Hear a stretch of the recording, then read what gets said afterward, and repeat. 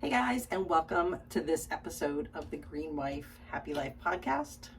I'm Pam, the Green Wife, and this is Rob, who has a happy life. Who has a happy life. I do too, but you know.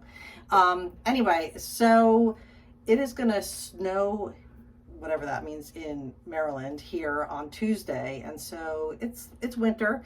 And so today I thought we would talk about 4 easy energy saving tips for winter. Okay. I'm ready. So yeah, I mean, and to be honest, if you're saving energy, you're probably going to save money too. So it's that's why I'm here. So it's about why did you look at me when you said so it's about both. Right. Saving energy, which will equal saving money. Okay. So let's just get right into it, because I got 4 tips for you that we're going to go over each one. So, but before I give you the tips, let's do a little quiz. Or let's talk about why it's important to save energy, other than money, which is a big reason to save energy. But, you know, energy comes from somewhere. It doesn't just, come out of your heating vents. It actually comes from somewhere. And so natural resources, depending on what how your house is heated, it makes sense to conserve those as well. So that's kind of, I like to know why it matters to do something. So, okay, I have one quiz question for you, Rob. And that is, okay, so... I won't look, you don't have to block it. Go ahead. According to the U.S. Energy Information Administration, now this is from 2015, so I don't know if there's an updated number. It doesn't seem like they update it every year. So in any case, on average, what percent of total energy use does a home use on heating their space? Oh, a lot. I would say 70%. Oh, wow. Okay. That's not quite that high. Really? Wait, what as compared to what? As compared to what else? Electricity, energy for appliances or for cooling your home, or so. I still think it's high. Okay, well, 47%. According to the U.S. Energy Information Administration, it's 43% of total energy is used on heating your space. Okay.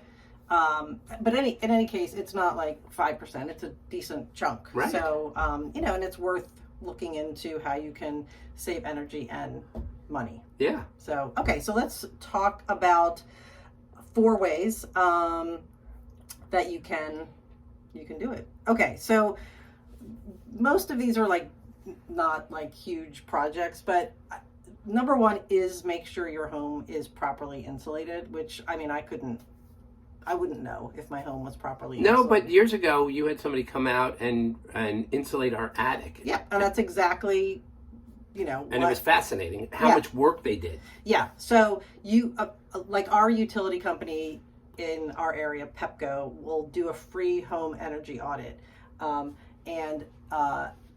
That, could mean extra, it's free, but it could mean, that you may end up spending some money. For us, we did it and it was great. We did end up adding some insulation to our home, and so it was a great. Yeah, I was surprised they put some insulation like you would think of, but they also sprayed this, what would you call it, Pam? That it was liquid and then it dried. It's foam. They pump foam into all the cracks. Oh yeah, stuff yeah. Like that. Okay. I thought you meant as a test. No, that was amazing. And then if you guys can picture a drop-down ladder from a crawl space like an attic, we have this plastic that zips up so you don't feel the air coming through your attic into the house. It's amazing. So it was totally worthwhile. The audit itself was free, and then we chose the things that we wanted to do.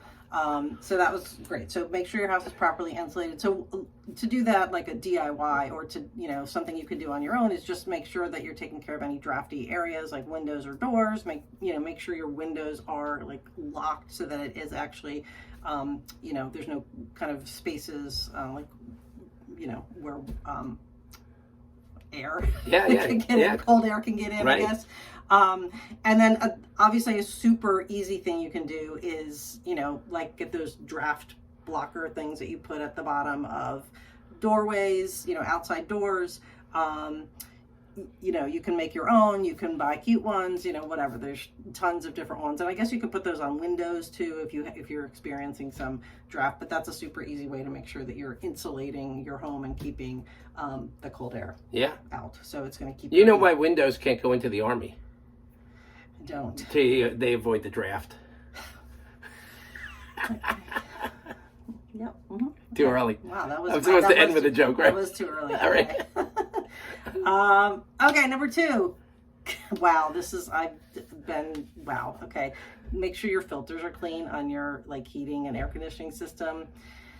I have totally embarrassingly called and been like, our heat isn't working. I'm like a HVAC person, and they're like, oh my gosh, your things are so dirty. They say the same thing every time they go, have you changed the filter recently? No. Yeah, and what's so silly is we're supposed to be on a schedule, yeah, I whatever know. that is. I know.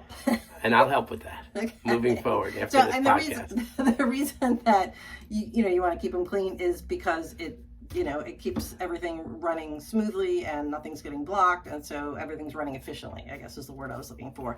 So we do, on one of our units, we have a washable furnace filter, so it doesn't create waste. So I actually have 2 of them, and then while one is in place, you're cleaning the other one, and then it dries, and then I guess the next month. Is that how often you're supposed to do them? I think so. Yeah, that's a good Greenly tip. Get a reusable one when possible. Yeah, because otherwise they're disposable, which if that's all you can use, that's fine. You need them, but you can look into washable furnace filters. I can leave a link in the show notes to the one that we have used. So okay, number 3, manage your thermostat. Like, one person manage your thermostat. Like, we have teenagers, and it seems like everybody likes to up and down the thermostat, but it is better if you keep it consistent. And if you probably many thermostats these days, they're programmable. Like, we have a programmable one, so you just have to take the time to program it. So many are when your kids ask you what that is on the wall, tell them that's something you should never touch. Right. And then they won't. But they know. No, so don't let them see you do it. They go up and down, and they so I found a general guideline for winter settings for kind of a program that you can set. I'll leave it in the show notes, but this is the one I found. I don't think we adhere to this at all because we don't leave the house. This is for someone I guess for a family who's going to be out of the house all day, but I work from home and kids are in and out still. So this is 68, put it up to 68 about 30 minutes before the family wakes up. Right. That sounds chilly to me. That's perfect. 56 to 58 at the time the family typically leaves the house. Perfect. My dogs would freeze. All right. 68. They have coats. 68 about 30 minutes before people come home, and then again 56 to 58 once the whole family's gone to bed and is bundled in their beds in warm PJs and blankets, and that is chilly sounding. What does it just do real quick? What are they recommending? 68, 30 minutes before before you're up out of bed and before you come home. So your house is never warmer than 68, theoretically. Right. I mean, that's what... I love that. Yeah, that's what this guide says. So, I mean, we could give it a try. Let's see. I mean, that's chilly. I'm game. I mean, you have to see what works. I'm home all day, so I'm not going to sit in a 56-degree house. Right. Yeah, no, okay.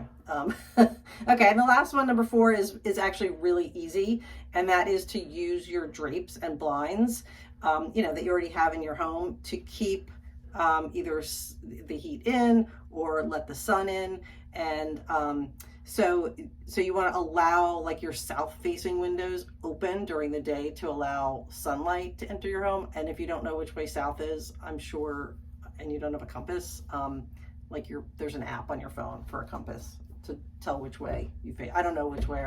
Do you know which way south is on our house? Yeah. Oh, the I house, actually do.